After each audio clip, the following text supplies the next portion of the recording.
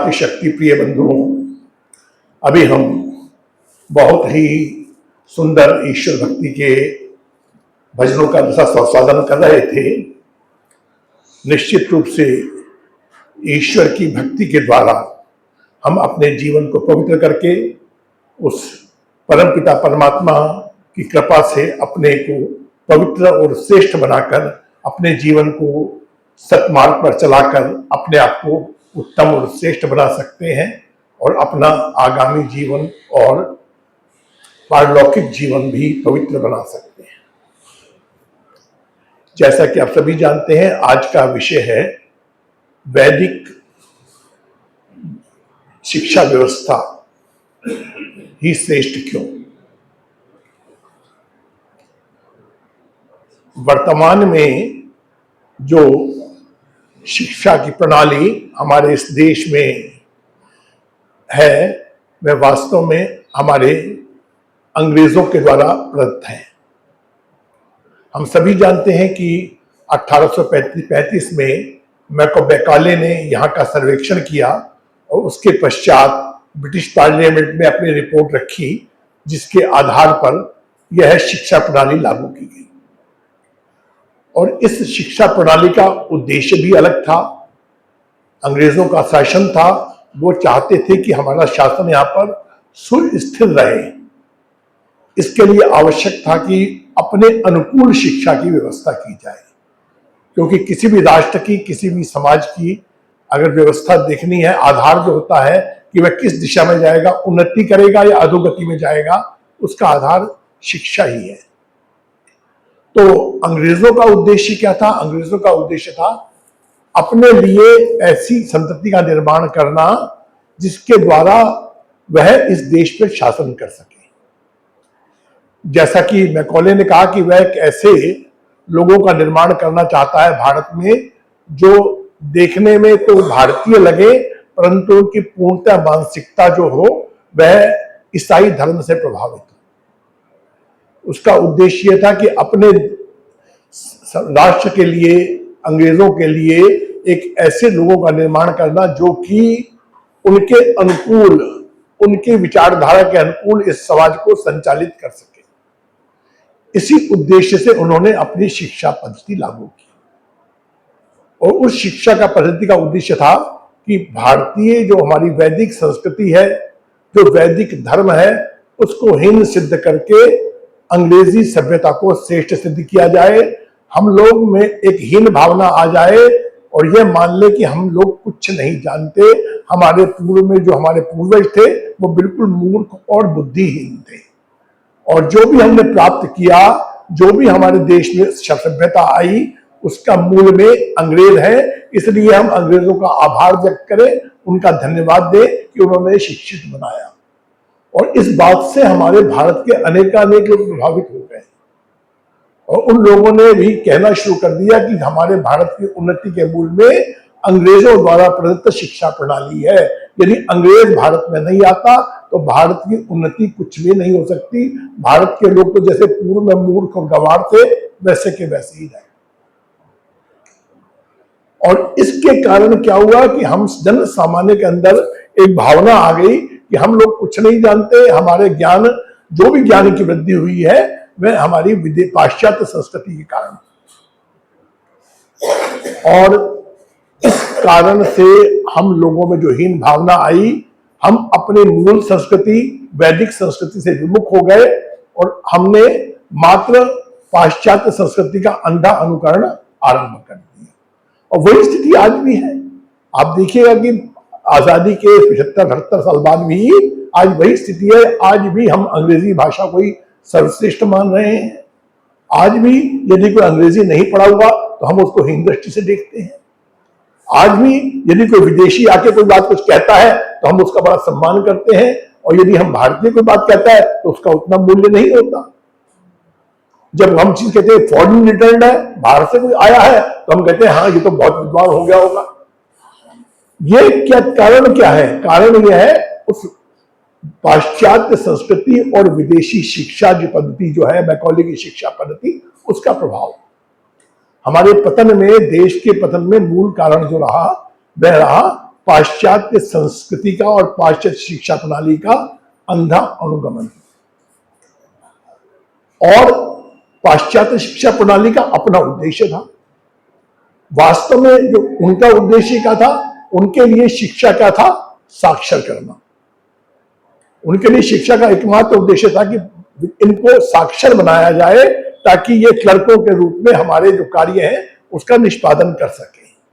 अंग्रेजों के जो शासन था उसके अनुकूल वह चलते रहे और इसके अलावा बुद्धि के पूर्वक कोई विचार करे ही ना, हमें ही श्रेष्ठ समझे, हमारे भाषा को, हमारी संस्कृति को, हमारे खान पान को और हमारे आचार विचार, हमारी वेशभूषा, उसको ही श्रेष्ठ मानना शुरू कर दे। और ऐसा हुआ, हम लोगों ने अपनी वेशभूषा को भूले, हम अपनी संस्कृति को भूले, हम अपनी भाषा को भूले और हम निरंतर पतन की ओर बढ़ते चले गए। यह हमारी जो 1835 की मैकॉले की शिक्षा पद्धति थी उसके प्रभाव के कारण हुआ। अब विचार करें कि भारतीय वैदिक शिक्षा पद्धति क्या थी और वो श्रेष्ठ क्यों थी, उसमें क्या विशेषता थी। देखिए, जो अंग्रेजों की शिक्षा पद्धति थी उसका उद्देश्य तो खाली साक्षर करना था। भारतीय जो शिक्षा पद्धति थी, जो वैदिक शिक्षा पद्धति थी, उसका उद्देश्य मात्र इतना नहीं था। उनकी शिक्षा की परिभाषा और हमारी शिक्षा की परिभाषा में बहुत अंतर है। हमारे यहाँ जो शिक्षा की परिभाषा की जाती है तो महाकवि कालिदास कहते हैं कि जो शिक्षा मनुष्य के आचरण में सुधार ना कर सके, जो शिक्षा मात्र केवल एक धन उपार्जन का साधन बन जाए, वह शिक्षा नहीं है। वह तो एक गधा जो है, गधे के ऊपर जैसे लादा हुआ कुछ चंदन हो, उस प्रकार की है जिसका उसे कोई लाभ होने वाला नहीं। डॉक्टर सर्वपल्ली राधाकृष्णन को हम जानते हैं, सभी भारत के राष्ट्रपति रहे, बहुत बड़े शिक्षाविद थे, दार्शनिक थे। उन्होंने एक बहुत सुंदर बात की। उन्होंने कहा कि जो शिक्षा मनुष्य को मनुष्य नहीं बनाती, मनुष्य में मानवीय गुणों का विकास नहीं करती, जो शिक्षा मनुष्य में श्रेष्ठ गुणों का आधान नहीं करती, वह शिक्षा कैसी है, वह शिक्षा किसी भी प्रकार से शिक्षा नहीं कही जा सकती। शिक्षा का उद्देश्य मात्र धन उपार्जन नहीं है। और हमारे यहाँ क्या हुआ, जो वर्तमान शिक्षा प्रणाली है उसका एक ही उद्देश्य है कि हमें बच्चे ने पढ़ना है और पैसा कमाना है, इसके अतिरिक्त उसका कोई उद्देश्य नहीं रह गया। महर्षि देव दयानंद जब शिक्षा की व्याख्या करते हैं, जब शिक्षा के बारे में बोलते हैं, तो वो कहते हैं जिससे धार्मिकता, सभ्यता, जितेंद्रियता और विद्या की वृद्धि होती है, वह शिक्षा है। अब देखिए कितना अंतर है। उनके लिए दृष्टि में तो खाली जो है शिक्षा एक धन उपार्जन का माध्यम है, हमारे लिए मनुष्य के सर्वांगीण विकास का माध्यम है। जब तक मनुष्य का सर्वांगीण विकास नहीं होता, वह शिक्षा शिक्षा नहीं कहलाती। तो उस शिक्षा को प्राप्त करने के लिए जो साधन होंगे वह भी अलग होंगे। वर्तमान में जो शिक्षा प्रणाली है उसमें वो गुण हो ही नहीं सकते जो उस शिक्षा प्रणाली में होंगे, जो शिक्षा प्रणाली हमारे ऋषियों मुनियों ने उद्घाटित की थी। अब उस शिक्षा प्रणाली की क्या क्या विशेषताएं थी, हमें इस पर विचार करना चाहिए। जिसके कारण इसका उद्देश्य क्या था, वेद ने जैसा कहा है, मनुर्भव जनया दैव्यम जन्म। यह है हमारी शिक्षा प्रणाली का उद्देश्य था। क्या कि जो बालक पैदा हुआ है, जो मनुष्य है, हम मनुर्भव, पहले तो हम मनुष्य बनाए, हम पहले तो उसमें मानवीय गुणों का विकास करें, मनुर्भव। उसके बाद जनयम दैव्यम जन्म, हम ऐसी संतति का निर्माण करें जो देव कोटि की हो, जिसमें देवत्व के गुण हो, जिसमें श्रेष्ठ गुणों का आधान किया जा सके, जो देवता की कोटि में रखी जा सके, जिसमें जीवन में जिसके श्रेष्ठ गुण, सर्वश्रेष्ठ गुण जो देवताओं में कहे जाते हैं। देवता कोई अलग से चीज नहीं है, जिसमें देवत्व है, जिसमें उत्तम गुण है, वह देवता है। आप अगर यदि आप गीता पढ़ेंगे, गीता के 16वें अध्याय में जो पहला जो 3 श्लोक हैं, उन तीनों श्लोकों के अंदर क्या है, उन तीनों श्लोकों के अंदर आपको 26 गुण दिए गए हैं, जिसको कहा गया है दैवी संपदा। वह दैवी संपदा क्या है, 26 गुण है। अभयम सत्वम संशुद्धिर ज्ञान योग व्यवस्थित दानम नमश्च यज्ञश्च स्वाध्यायश्च तपश्च आर्जवम अहिंसा सत्यम अक्रोधस त्यागा शांति पेशुनाम दया सर्वेशु अलोलुप्तम मार्दवम वीर चापलम तेज धति क्षमा शौचम अग्रो नाति मान्यता भवंती देवामिवी जातस्य संपदिम अर्जुन। ये दैवी संपदा है, 26 गुण जो है। जब तक इन 26 गुणों का जीवन में आधान नहीं होगा, मनुष्य देव कोटि में नहीं आता। तो हमारी शिक्षा प्रणाली का उद्देश्य क्या था? मनुष्य को देवत्व की ओर ले जाना, मनुष्य को श्रेष्ठ बनाना। हमारे यहां कहा गया मातृमन पितृमन आचार्य मन पुरुषो वेदा, कि क्या है? यही पुरुष है जिसको कि माता पिता और आचार्य, इन तीनों के द्वारा जिसका निर्माण किया जाता है वह पुरुष है। अब माता को कहा जाता है, माता प्रथम गुरु है हमारी, और उसके बाद पिता, और उसके बाद आचार्य। जो शिक्षा प्रणाली हमारी थी उसके बाद क्या था? हमारी शिक्षा प्रणाली में माता पिता तो घर में शिक्षा दे रहे हैं, उन्होंने दे दिया, उसके पश्चात जो आचार्य का नंबर आता है उसके बाद बालक को आचार्य के पास भेजा जाए शिक्षा प्राप्त करने के लिए, जिसका उसके संपूर्ण व्यक्तित्व का विकास हो पाए। हमारी शिक्षा प्रणाली का उद्देश्य ही यह होता है कि हमारे अंदर दोनों तरह के संस्कार है, अच्छे संस्कार भी हैं, बुरे संस्कार भी हैं। अनेक जन्मों से हमारे होते आए हैं, हमारे जीवन में अच्छे संस्कार भी हमारे अंदर भरे पड़े हैं चित्त में, और बुरे संस्कार भी हैं। अब अच्छे संस्कारों को हमें बढ़ाना है और बुरे संस्कारों का हमें जो क्या करना है, उनको समाप्त करना है। जो हमारे अंदर बुराइयां हैं उसको समाप्त करके हमारे अंदर जो अच्छाइयां हैं उनको और वृद्धि करनी है। इसके लिए बालक को कहां भेजा जा रहा है? बालक को शिक्षा में के लिए भेजा जा रहा है। अब जब वो शिक्षा के लिए भेजा जा रहा है तो कैसी शिक्षा प्रणाली हमारी थी? आइए थोड़ा जाने कि हमारी शिक्षा प्रणाली क्या थी। हमारी शिक्षा प्रणाली के कुछ स्तंभ थे, कुछ चिंतन था कि हमारे जब मनुष्य को श्रेष्ठ बनाना है तो इसके लिए आवश्यक क्या है? श्रेष्ठ बनाने के लिए कि जो पूरी व्यवस्था है उस पूरी व्यवस्था पर चिंतन किया जाए कि अच्छे बालक का निर्माण, श्रेष्ठ व्यक्तित्व का निर्माण, समाज के लिए जो उपयोगी हो, जो राष्ट्र के लिए उपयोगी हो, जो परिवार के लिए उपयोगी हो, जो व्यक्तिगत रूप से अपने जीवन का उत्थान कर सके, जो हमारा परम लक्ष्य है धर्म अर्थ काम मोक्ष को प्राप्त करना, उसकी प्राप्ति के लिए जो तैयार कर सके हम, उसके लिए हमें क्या क्या चाहिए। तो हमारे यहाँ तो कोई क्राइटेरिया नहीं था वर्तमान शिक्षा प्रणाली में, तो परंतु हमारी जो वैदिक शिक्षा प्रणाली थी उसके अंदर बहुत सारे क्राइटेरिया थे। पहला क्राइटेरिया होता था हमारे यहाँ कि जो विद्यालय हो, जो जहां शिक्षा दी जानी है उसका वातावरण कैसा हो। दूसरा होता था शिक्षक की योग्यता क्या हो, शिक्षक कैसा हो। जब तक अच्छा शिक्षक नहीं होगा श्रेष्ठ संतति का निर्माण नहीं हो सकता।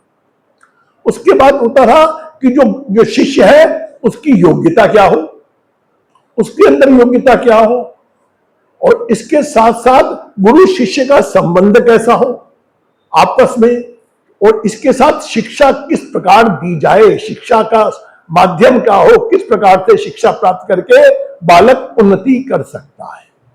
ये सब चीजें उस समय इन सबको विचार किया जाता था। मात्र एजुकेशन खाली ये नहीं थी कि खाली बच्चे को विद्यालय में भेज दिया और उसके बाद कार्य समाप्त ना। उसके लिए आवश्यक था कि अगर समग्र निर्माण करना है तो उसको जो सामाजिक वर्तमान में जो हमारा वातावरण होता है उस बच्चे को उस वातावरण से दूर रखना। पहली बात थी कि हमारे यहाँ जो है उस समय हम परिवार में रहते हैं तो परिवार में अनेक प्रकार की बातें होती है, आपस के विवाद भी होते हैं, संवाद भी होते हैं, आपस में अनेक प्रकार के विचार विमर्श होते हैं। उन सबके प्रभाव से बच्चे को दूर रखा जाए, समाज की जो विकृतियां हैं उससे बच्चे को दूर रखा जाए। तो इसलिए क्या था हमारे यहाँ, क्या थी? आवासीय शिक्षा व्यवस्था। शिक्षा व्यवस्था थी, बालक अगर चला गया गुरुकुल में तो गुरुकुल में ही रहेगा, परिवार से उस समय उस काल में वह परिवार के साथ नहीं रहेगा। जो गुरुकुल शिक्षा प्रणाली है, क्यों? उसको समाज का जो अनेक विकृतियां होती हैं उसके प्रभावों से बच्चे को मुक्त रखना है। तो इसलिए बालक को कहां रखना है? केवल मात्र आचार्य के पास रखना है। वातावरण कैसा हो पहले दिखाता था तो उसमें कहा गया है उपहरे च गिरिनाम नदीनाम संगमा धियो विप्रो अजायत। वेद कहता है धियो विद्वान और विप्र जो है, विद्वान लोग कहां उत्पन्न होते हैं? नदियों के संगम पर, कंदराओं में, पर्वतों की गुफाओं में, जहां वातावरण मिलता है। जहां कैसा वातावरण मिलता है? जब पूर्ण सात्विक वातावरण मिलता है, ऐसे वातावरण में बालक का निर्माण हो सकता है, विद्वानों का निर्माण हो सकता है, जहां पर हमें वातावरण बिल्कुल पवित्र और शुद्ध मिले। जब तक अच्छा वातावरण नहीं मिलेगा, सात्विक वातावरण नहीं मिलेगा, तब तक बालक का निर्माण नहीं हो सकता। तो पहली आवश्यकता जो थी, तो पहले कहते थे कि अब पहले जितने भी गुरुकुल बनते थे, कहां बनते थे? नदियों के संगम पे बनते थे, पर्वतों की गुफाओं में बनते थे, और जो हमारे वन प्रदेश होता था जिसका संबंध शहर से दूर हो, जो नगरों से दूर हो, हमारे गुरुकुल। पहली जो रिक्वायरमेंट होती थी, पहली आवश्यकता ही होती थी कि हमारे गुरुकुलों में जो सामाजिक जो वातावरण उसका प्रभाव ना हो। और हमारी शिक्षा प्रणाली की एक और विशेषता थी, उस शिक्षा प्रणाली के अंदर कोई शुल्क की शिक्षा प्रणाली नहीं थी। हमारी शिक्षा प्रणाली में शुल्क की कोई व्यवस्था नहीं थी। विद्या जो थी, विद्या से और धन का कोई संबंध नहीं था। विद्या क्या थी? विद्या दान की चीज थी। विद्या क्या है? विद्या का दान दिया जाता था। विद्या जो है कोई व्यापार, या आज जो है शिक्षा क्या है? व्यापार है। उस समय क्या थी? शिक्षा दान की वस्तु थी। शिक्षा के द्वारा क्या था? समाज का कल्याण करना है, समाज का उद्धार करना है, समाज को श्रेष्ठ बनाना है। और उसी हिसाब से आचार्यों के जो रहन सहन, आचार्यों की आवश्यकताओं की पूर्ति का दायित्व किस पे था? राजा पे था और समाज पे था। उस काल में राजा का कर्तव्य बनता था कि वह जो आचार्य हैं, जो गुरुकुल हैं, उनका भरण पोषण, विद्यार्थियों का भरण पोषण का दायित्व उसका हो। समाज का दायित्व था कि समाज उसका गुरुकुल का भरण पोषण करे। तो पहली आवश्यकता ये होती थी कि गुरुकुल कहां हो? बिल्कुल बाहर, नगर से दूर हो। दूसरी बात थी कि आचार्य कैसा हो। आचार्य के अनेक गुण बताए गए हैं। आचार्य में जब तक श्रेष्ठ गुण नहीं होंगे, जब तक टीचर अच्छा नहीं होगा, वो बच्चों को श्रेष्ठ संस्कार नहीं दे सकता। पहली आवश्यकता थी कि आचार्य को आचारवान होना चाहिए। यदि आचार्य आचारवान नहीं है तो बच्चे को कहा गया है, बच्चे के लिए बहुत शब्द आता है पशु। पशु का अर्थ होता है जो केवल देखता है, जो देख के ही समझ लेता है, जो देख के ही समझ जाता है, जो देखने के बाद ही अपने हृदय में धारण कर लेता है उस धारणा को। तो पशु जो कहा जाता है वो पश्यति, खाली वो देखता है और देख के ही पता कर लेता है। जो जब उसने सामने शिक्षक का, माता का, पिता का व्यवहार जिस प्रकार का देखा, जिस प्रकार का उनका आचरण देखा, उस वही आचरण उसके मन में बैठ गया और उसी के अनुरूप वह कार्य करने लगता है। और आज भी स्थिति यह है कि आपको बताऊं, बच्चा जो है सबसे ज्यादा जो पालन करता है आज्ञा का, तो अपने आचार्य का करता है, टीचर का करता है। माता पिता से भी अधिक वो अपने गुरु को मानता है। क्यों? वो सोचता है कि माता पिता तो गलती कर सकते हैं, परंतु मेरा आचार्य गलती नहीं कर सकता। तो उस समय यह था कि आचार्य कैसा होना चाहिए? आचारवान होना चाहिए। आचार्य का के लिए बहुत सारे विशेषणों का उपयोग किया गया। आचार्य को यम भी कहा गया, आचार्य को वरुण भी कहा गया, आचार्य को औषधि भी कहा गया, आचार्य को पय भी कहा गया। क्यों? कि आचार्य में ये गुण होने चाहिए। पहला गुण कहा आचार्य को यम। आपने सुना होगा, हमारे जो कठोपनिषद की कथा आती है कि जो नचिकेता था वह आचार्य यम के पास गया। अब यम तो हम मृत्यु का नाम लेते हैं, परंतु यहां यम का अर्थ ये होता है कि वह आचार्य जिसमें हमारे दुर्गुणों को नष्ट करने की क्षमता हो, अपने शिष्य के दुर्गुणों को समाप्त करने की क्षमता हो, वह यम है। उसके बाद कहा गया वरुण, कहा गया आचार्य को। आचार्य को वरुण, हम परमात्मा को भी वरुण कहते हैं। वरुण क्या करता है? वरुण अपनी व्यवस्था बना के रखता है, अपने नियम बना के रखता है। शासक भी वरुण कहलाता है, राजा भी वरुण कहलाता है। राजा वरुण क्या करता है? अपनी पैनी दृष्टि रखता है सारी गतिविधियों पे हमारी, और जो जो हमारी गतिविधियों में कमी होती है उसको, उन गतिविधियों को हमें मना करता है कि ये काम नहीं करना चाहिए। तो शिक्षक को भी कैसा होना चाहिए? वरुण की भांति होना चाहिए। वरुण शिक्षक होगा। क्यों? वरुण शिक्षक क्या है? वो सारे नियम व्यवस्थाओं में बालकों को रखेगा। जो नियम है, जो अपने आचार के नियम है, उसके अनुसार बच्चों को ढालने का, अपने विद्यार्थियों को ढालने का प्रयास करेगा। उसके बाद एक विशेषण दिया गया आचार्य को, सोम। आचार्य क्या होता है? सोम होता है।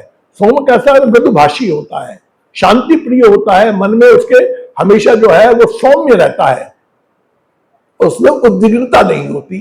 तो आचार्य में एक तीसरा गुण बताया गया, आचार्य सोम होता है। चौथा होता है आचार्य का नाम औषधि कहा गया है।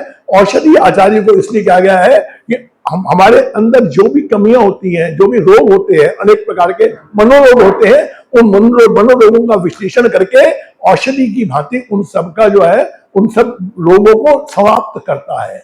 और एक शब्द कहा गया है पय, पय का अर्थ है दूध। आचार्य दूध की भांति होता है। दूध क्या करता है? शक्ति प्रदान करता है। इसी प्रकार आचार्य भी क्या करता है? बालक को शक्तिमान बनाता है, शक्तिशाली बनाता है। तो सबसे पहले आचार्य के गुण कहे। आचार्य को कैसा होना चाहिए? आचार्य को ऐसा होना चाहिए। और वेद का एक मंत्र आता है, अथर्ववेद का, पुनरेहि वाचस्पति, पुनरेहि वाचस्पति वसोस्पति नि रमया मई वास्ते मई श्रुतम। क्या है उसमें? कैसा होना चाहिए? वह देव मन वाला होना चाहिए। उसका मन कैसा होना चाहिए? दिव्य होना चाहिए। उसके मन में सबके प्रति प्रेम का भाव होना चाहिए, जिससे कि वह बालकों के मन में सरलता से उतर सके। उसकी पढ़ाने की शिक्षा की प्रणाली है, वो अलग बात बताई। तो पहले बताया कि आचार्य कैसा होना चाहिए? देव मन वाला होना चाहिए। उसका मन बिल्कुल देवत्व को लिए हुए होना चाहिए। तो ये गुण उस समय आचार्य में होते। उसके बाद आचार्य और शिष्य का संबंध क्या होता था? आचार्य का उस समय कहा जाता था, जो हमारा वेद मंत्र कहता है कि 3 रात्रि तक गर्भस्थ रखता था। वेदारंभ संस्कार से पहले आचार्य जो है अपने शिशु को, अपने ब्रह्मचारी को, उसके गर्भ में रहना, जिस पर माता को कहा गया प्रथम गुरु। और माता अपने गर्भ में बच्चे का रक्षण किस प्रकार करती है? अपने से ज्यादा चिंता उसको अपने बच्चे की होती है जो उसके गर्भ में होता है। उसी प्रकार का संबंध बताया गया है कि आचार्य का और शिष्य का। आचार्य क्या करता है? जब अंतेवासी बनता है बालक उसका, तो वो जिस प्रकार माता गर्भ में रखती है बच्चे को, उसी प्रकार से संरक्षण देता है उस शिष्य को, उस बालक को अपने गर्भ में, अपने अंतेवासी बना के। अपने ब्रह्मचारी जो हमारे गुरुकुल का अंतेवासी होता है, उसकी उतनी ही चिंता होती है उसे, जितनी माता को अपने पुत्र गर्भ में रखे हुए शिशु की चिंता होती है, उतनी ही चिंता आचार्य को ब्रह्मचारी की होती है। अब ब्रह्मचारी क्या कर रहा है, ब्रह्मचारी का खान पान क्या है, ब्रह्मचारी का पूरा पोषण हुआ नहीं हुआ, ब्रह्मचारी को शिक्षा सही से दी जा रही है नहीं दी जा रही, इस सबका चिंतन विचार सदैव हमारे आचार्य, जो श्रेष्ठ आचार्य है, उसके गुणों में विशेषता है कि उसमें गुण होना चाहिए कि वह अपने बालक को अपने गर्भ में रख, माता रखती है, उसी प्रकार से वह बालक को अपने संरक्षण प्रदान करे। और इस भावना से जब बालक का संरक्षण होता है तो उस बालक का निर्माण होता है। निर्माण की प्रक्रिया है ये। 3 महीने का, 3 माह कहा जाता है, 3 रात्रि को बालक को गर्भ में रखता है गुरु। 3 रात्रि। अब वर्तमान जो शिक्षा प्रणाली है उसके हिसाब से हमारे 3 है। एक प्राइमरी शिक्षा होती है जिसे कहते हैं हम बेसिक शिक्षा, उसके बाद एक माध्यमिक शिक्षा होती है, उसके बाद उच्चतर शिक्षा होती है। इन तीनों में बालक को आचार्य अपने गर्भ में रखता है। और इसके अतिरिक्त दूसरी होती है, 3 प्रकार का ज्ञान होता था पूर्व में। एक हमारा होता था ज्ञान कांड, एक होता है कर्म कांड, एक होता है उपासना कांड। इन 3 कांडों का भी परमात्मा का ज्ञान कराना उस आचार्य का दायित्व होता था। तभी कहते हैं 3 रात्रि तक वह बालक को अपने गर्भ में रखता था। ये उनका आपस का संबंध हुआ करता था कि बालक का और शिष्य का संबंध क्या है। इस प्रकार से आपस में उन्होंने, और इसके पश्चात शिक्षा प्रणाली कैसी है, शिक्षा प्रणाली कैसी होनी चाहिए, उसमें कहा गया है शिक्षा प्रणाली ऐसी होनी चाहिए कि बालक को जब पढ़ाए तो ऐसा करे कि उसका मन उसमें शिक्षा में रमण करता रहे। बालक कभी भी उस शिक्षा से उदास ना हो, मन रोचकता से इस ढंग से पढ़ाया जाए बालक को कि जिससे कि बालक को लगे कि खेल खेल में पढ़ाना। जैसे आज कहते हैं कि बच्चों को निर्माण कैसे किया जाना चाहिए। बच्चों को 3 तरह की शिक्षा होती है, एक होती है थ्योरी कराते हैं, एक कराते हैं प्रैक्टिकल। तो बच्चों को इस तरह की शिक्षा दी जाए कि उन्हें व्यवहारिक शिक्षा प्रदान की जाए, व्यवहार के द्वारा, आचरण के द्वारा। बालक जो सीखता है आचरण से सीखता है, तो जो आचरण आसपास का देखता है उससे बालक जो शिक्षा प्राप्त करता है वह शिक्षा सर्वश्रेष्ठ होती है। और मधुरता से पढ़ाए, बहुत पवित्र मन से पढ़ाए, उसके मन में बालक के प्रति भाव कैसा होना चाहिए, बहुत ही कोमलता का भाव होना चाहिए।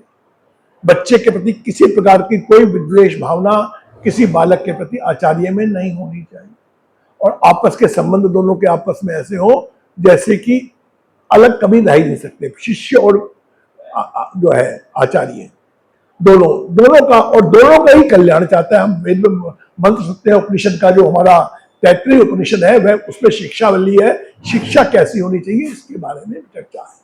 तो उसमें कहते सहनो अवतु सहनो भुनक्ति सह वीर्या करवावै। हम परमात्मा क्या करें, सहनो अवतु, हम दोनों की परमात्मा रक्षा करे। सहनो भुनक्तु, हम दोनों के लिए भोज्य पदार्थ जितने भी हमारे लिए जो हमारे लिए आवश्यक वस्तु है वह हम दोनों को प्रदान करे। सह वीर्य करवावै, वह परमात्मा हम दोनों को शक्तिशाली बनाए। दोनों का बस संयुक्त रहना है, दोनों के लिए कामना करनी है, दोनों के लिए दोनों को तेजस्वी बनाए। तेजस्वी नाम हम कभी आपस में हम कभी आपस में विद्वेष ना करें। ये प्रार्थना है कि हम दोनों का संबंध कैसा होना चाहिए, आचार्य का और शिष्य का संबंध कैसा होना चाहिए, किस प्रकार उन्हें गुरुकुल में रहना चाहिए, ये विशेषताएं बताई गई। और उसके बाद एक अलग सी बात है कि सबसे बड़ी बात है कि शिष्य कैसा होना चाहिए। शिष्य में जब आचार्य में गुण होना चाहिए तो शिष्य में तो गुण होना चाहिए। शिष्य में आचार्य के प्रति पूर्ण श्रद्धा होनी चाहिए। हमारे यहाँ परंपरा थी, जब बालक गुरुकुल में जाता था ब्रह्मचारी, तो अपने साथ जो भी शिष्य जाता था अपने साथ समिधा साथ लेके जाता था। समित पाणी होके वह गुरुकुल में जाया करता था। क्यों? समिधा जो है एक द्योतक है समर्पण का। जिस प्रकार से समिधा अग्नि में अपने आप को समर्पित करने को तत्पर होती है, उसी प्रकार से शिष्य कहता है कि मैं गुरुकुल जा रहा हूं, मैं अपने आप को पूर्णतः समर्पित करने को तत्पर हूं। समिधा क्या जाएगी, अग्नि में जाएगी और अग्नि रूप हो जाएगी। इसी प्रकार शिष्य का कर्तव्य होता था कि मैं अग्नि के पास जा रहा हूं, ज्ञान अग्नि है आचार्य के पास, उस आचार्य की ज्ञान अग्नि में मैं अपने आप को अर्पित करता हूं, जिससे कि मैं भी स्वयं भी ज्ञानमय हो जाऊं। अग्नि ना अग्नि समिजसे, ये वेद कहता है, अग्नि से ही अग्नि प्रकट होती है। और अग्नि क्या है, ज्ञान जो है, ज्ञान अग्नि किसके पास है, आचार्य के पास। और आचार्य के पास जब शिष्य जाता है तो क्या करता है, मैं अपने आप को पूर्ण रूप से आपको समर्पित करता हूं। अपना पूर्ण समर्पण है आचार्य के प्रति। आचार्य के प्रति पूर्ण आदर भाव होना चाहिए शिष्य के अंदर। और शिष्य कैसा होना चाहिए, तपस्वी होना चाहिए। जब आदमी शिक्षा ग्रहण कर रहा है, तपस्वी होना सबसे बड़ा गुण है। यदि तपस्वी व्यक्ति नहीं है, बालक तपस्वी नहीं है, अगर उसमें तप नहीं है तो बालक शिक्षा को प्राप्त नहीं कर सकता। तपस्वी होना बहुत आवश्यक है। और आप देखते हैं जब हमारे यहाँ गुरुकुल में वेदारंभ संस्कार होता है, जब हमारे आपने कभी देखा हो गुरुकुल प्रभात आश्रम में जब वेदारंभ संस्कार होते हैं तो वहां पे क्या होता है, वहां पे बच्चों का मेखला बंधन होता है। बच्चों को कहते ना, अपना मेखला जो है, बच्चों को एक मेखला बांधी जाती है यहाँ पे इसमें कटी पे, जिससे कि उसका क्या उद्देश्य होता है कि आपको हमेशा हर समय अपने कर्तव्य पालन के लिए तत्पर रहना है। यह कर्तव्य होता है तत्पर रहना, कि वह हर स्थिति में, हर जैसी भी स्थिति बनेगी उस स्थिति में ज्ञान प्राप्त करके आचार्य की आज्ञा पालन करते हुए किसी भी प्रकार का कष्ट यदि सहना पड़ता है तो भी उस कष्ट सह के भी वह शिक्षा प्राप्त करने से कभी विमुख नहीं होगा। यह उसका दायित्व होता था। आप कहते हैं कटिबद्ध, हम कहते हैं ना किसी काम के लिए कटिबद्ध होना। कटिबद्ध होना यही है, जो मेखला बंधन है, ये कटिबद्ध होना ही है कि जब मेखला बांध ली तो उसके बाद हम लोग उस कार्य के लिए कटिबद्ध हो गए। हमने निर्णय कर लिया कि हम उस ब्रह्मचारी में कि अपने आचार्य की आज्ञा पालन करने के लिए, शिक्षा की प्राप्ति के लिए, विद्या को ग्रहण करने के लिए यदि कोई भी कष्ट सहना पड़ेगा तो मैं उसके लिए तत्पर रहूंगा। यह उस समय जो है आचार्य के सामने जो ब्रह्मचारी है प्रतिज्ञा करता है। और जब तक तपस्वी तेजस्वी बनना है तो तपस्वी बनना पड़ेगा। उसके लिए कहा जाता है कि जीवन में सादगी रहनी है, कभी उसने कंघी नहीं करनी, कभी तेल नहीं लगाना, सदैव भूमि पे शयन करना है, सदैव उसको क्या करना है, आजीवन भर आचार्य की आज्ञा का पालन करना है, आचार्य का सम्मान करना है। तो जब तक ये गुण उसमें नहीं होते थे तब तक ब्रह्मचारी जो है अच्छा व्यक्तित्व तो नहीं बन सकता था। तो क्योंकि अब यह उद्देश्य बहुत बड़ा है। अंग्रेजी शिक्षा पद्धति का एक ही उद्देश्य था कि हमें अपने लिए क्लर्क पैदा करने हैं, और जो हमारी वैदिक शिक्षा पद्धति थी उसका उद्देश्य था कि श्रेष्ठ अपने परिवार, समाज, राष्ट्र और अपने व्यक्तिगत जीवन के उत्थान के लिए, समग्र उत्थान के लिए उसको सर्वश्रेष्ठ बनना है, अपने अंदर दिव्य गुणों का आधान करना है जिससे वह सबके लिए उपयोगी बन सके। यहां शिक्षा का एक ही उद्देश्य है, अपने लिए धन कमाना, अपना जीवन यापन करना, बस। वहां उद्देश्य है कि हमारा जो पुरुषार्थ चतुष्ट है उसकी प्राप्ति, उसकी सिद्धि करना, यह हमारी शिक्षा प्रणाली का उद्देश्य है, वैदिक शिक्षा प्रणाली का। तो वैदिक शिक्षा प्रणाली जो है मनुष्य के सर्वांगीण विकास का साधन था। मनुष्य पूर्णतः व्यक्तित्व उसका पूरा निखरे, उसके अंदर की जो प्रतिभाएं हैं वह पूर्णतः निखर के बाहर आ जाएं, वह समाज के लिए उपयोगी बन सके, उसके कुछ कुसंस्कारों का शमन हो सके, उत्तम संस्कार उभर के आगे आए, और ताकि उसका जीवन श्रेष्ठ और उत्तम बन सके। यह हमारी वैदिक शिक्षा प्रणाली का उद्देश्य जो था, श्रेष्ठ मनुष्यों का निर्माण था, उत्तम व्यक्तित्व का विकास करना था। परंतु आज की जो शिक्षा प्रणाली है उसको न संस्कारों से मतलब है, न विचारों से मतलब है। उसका आज की शिक्षा प्रणाली में बालक का एक ही उद्देश्य होता है, किसी प्रकार धन प्राप्त करना है, अपने भौतिक साधन अधिक से अधिक एकत्र करने हैं, और अपनी भौतिक जो है उन्नति करके वहीं तक सीमित रह जाना है। और उसके कारण क्या होता है, आप देखिएगा कि जब मात्र आदमी भौतिकता में डूब जाता है, उस स्थिति में क्या होता है, थोड़ा सा भी कष्ट आता है तो वो परेशान हो जाता है, उसका आत्मविश्वास कहीं नहीं बढ़ पाता, उसके अंदर मानवीय गुणों का अभाव हो जाता है, दूसरे के दुख से और दूसरे के सुख से वो प्रभावित नहीं होता, खाली अपने तक सीमित रहता है, वह व्यक्ति स्वार्थी हो जाता है।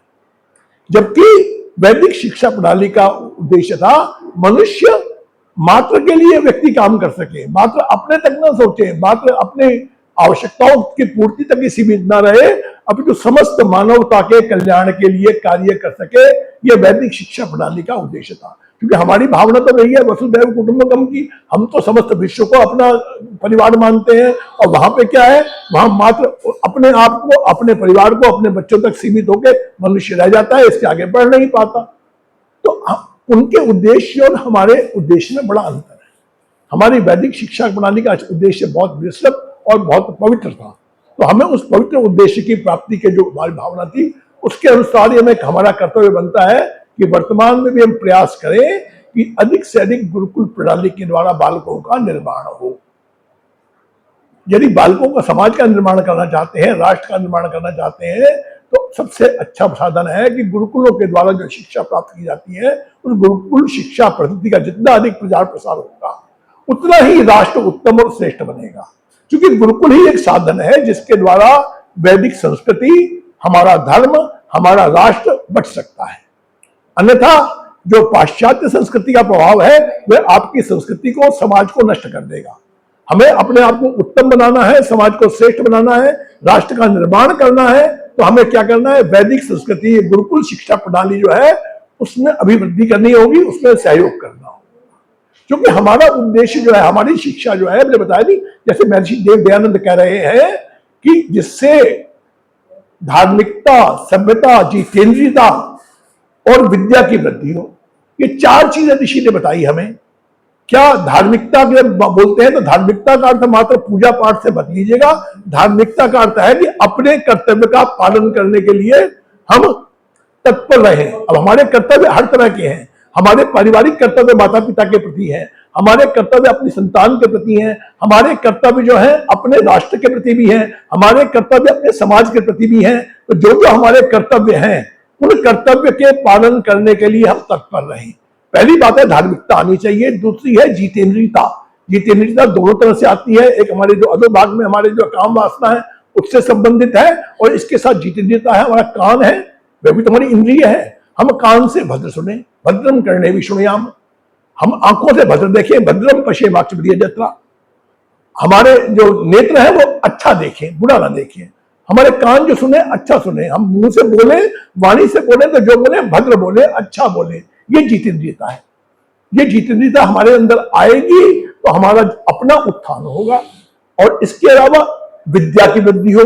विद्या का उद्देश्य क्या है? विद्या का अर्थ है विवेक पैदा करना, अपने अंदर सत्य और असत्य में भेद करने का, उचित और अनुचित में भेद करने का। जो चीज जैसी है उसको वैसा जानना, यथार्थ को जानना। अपने हम निर्णय जो कर सकें, जो हमारी निर्णय बुद्धि हो, हमारी विवेक बुद्धि हो, वह हमारी सार्थक हो। हम उसके द्वारा सत्य और असत्य का जो है उसका निष्पादन कर सके। हम अपने में क्या यथार्थ है, क्या झूठ है, उसके बारे में जान सके।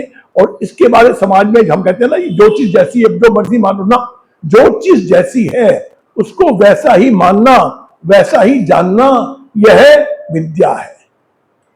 शिक्षा और विद्या में यही भेद है। शिक्षा का भाग है विद्या, शिक्षा के अंतर्गत आता है। शिक्षा विद्या नहीं है, शिक्षा अलग चीज है, विद्या अलग चीज है। विद्या के द्वारा हमें यथार्थ ज्ञान होता है, जितेंद्रियता हो, सभ्यता है। हमारे समाज में हमें किस प्रकार से रहना है, सभा में किस प्रकार बैठना है। हम कहते हैं एडिकेट्स क्या होते हैं? वे एडिकेट सीखना कि हमें कहाँ बैठ के हमें क्या बोलना है। इस सभा में हम बैठे हैं, हमें यहाँ क्या बोलना चाहिए, क्या नहीं बोलना चाहिए, किस प्रकार में बैठना चाहिए, किस प्रकार हमारी भाव भंगिमा होनी चाहिए, ये सब कौन सिखाता है? ये हमें शिक्षा सिखाती है। और ये शिक्षा पद्धति कहां से आती थी? ये शिक्षा पद्धति हमारी वैदिक शिक्षा पद्धति है, जो इन सब चीजों को हमें ज्ञान कराती थी। परंतु पाश्चात्य संस्कृति के प्रभाव के कारण क्या हुआ? हम इन सब चीजों को भूल गए। हमारा एक ही उद्देश्य रह गया, मात्र धन का अर्जन करना। उसके लिए हमें ना तो हमें ये चिंता रही कि क्या ये उचित है, क्या अनुचित है, क्या ये वेद के अनुकूल है या प्रतिकूल है, क्या ये धर्म के अनुकूल है या धर्मोचित है। इस बारे में हमने विचार करना छोड़ दिया। तो इन सब चीजों का विचार करना हमारा कर्तव्य है। और ये कौन सिखाता था? ये हमें वैदिक शिक्षा प्रणाली सिखाती थी। जो हमारी प्राचीन वैदिक शिक्षा प्रणाली है वही हमें ज्ञान देती थी कि हमें किस प्रकार अपने जीवन में शिक्षा के महत्व को जानना है। परंतु हमने मैकॉले की शिक्षा पद्धति के जब से अनुगमन शुरू किया, हम अपने कर्तव्य पथ से जो है हट गए। हम सत्य ज्ञान से परे हट गए और असत्य ज्ञान में जाकर, अंधकार में पड़कर, मात्र धन को ही महत्व देकर हमने ये मान लिया कि धन ही सब कुछ है। जबकि धन भी जीवन के लिए आवश्यक है, परंतु धन के साथ साथ शिक्षा के रूप में जो दिए गए संस्कार, विचार, आचार, ये सब भी महत्वपूर्ण है। और जब तक हम इन बातों को विचार नहीं करेंगे कि हमें क्या अपनाना चाहिए, अपनी अगली संतति को निर्माण करना है हमें, तो हमें किस प्रकार की शिक्षा देनी चाहिए, ये विचारणीय है कि हमें अगली संतति को क्या बनाना है। हमें मात्र मैकाले की शिक्षा पद्धति में बनाकर पाश्चात्य संस्कृति का अनुगमन करने वाला, अंधानुगमन करने वाला बनाना है, या अच्छा नागरिक, अच्छा पारिवारिक सदस्य और अच्छा आचारकर्ता बनाना है। विचार करने की बात यह है, जितना हम इस पर विचार कर लेंगे उतना हमारा आगामी भविष्य इस राष्ट्र का उत्तम हो पाएगा। यदि राष्ट्र का निर्माण करना है, समाज का निर्माण करना है, तो हमें वैदिक शिक्षा पद्धति को पुनर्स्थापित करना होगा, क्योंकि इसके द्वारा ही समस्त राष्ट्र